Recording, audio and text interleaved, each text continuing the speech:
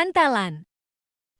Okay guys, andito naman tayo sa Pantalan upang masaksihan ang isang kamanggagawa o isang pasama sa proyekto ng ating butihin na Port Police Station Commander Major Melinda Servito.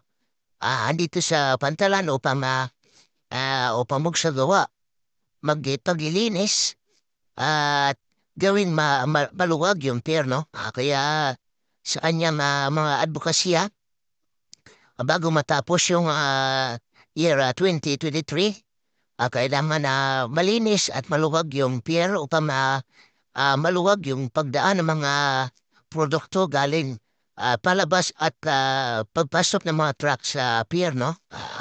At hindi mahirapan pumasok yung mga truck sa pag-deliver at pag-withdraw ng mga container galing sa loob ng pier. At ganun din, upang maganda yung daloy ng trapiko at yung mga bangkita na nalagyan ng barrier, naging hindi na madaanan ng mga tao, no? Kaya sa ngayon, itong mga barrier na to, tatanggalin to upang itong bangkita ay madaanan at magamit ng mga tao.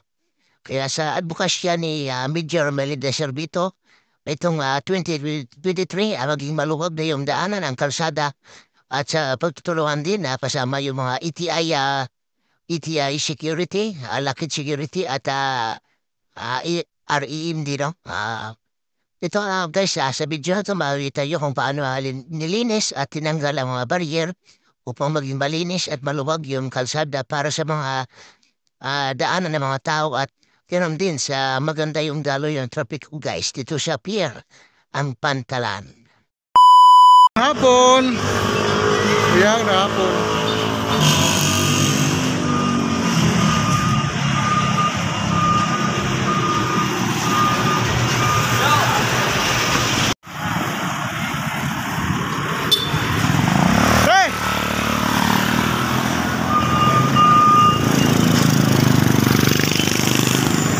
Bate.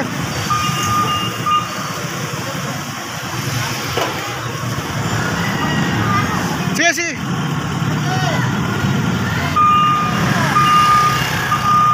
Oh.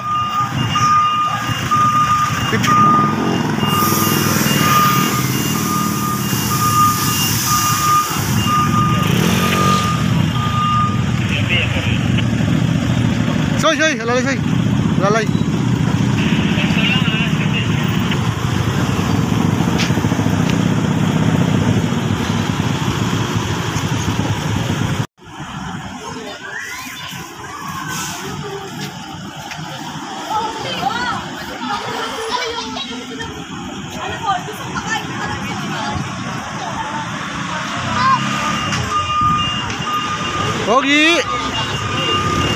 Pogi.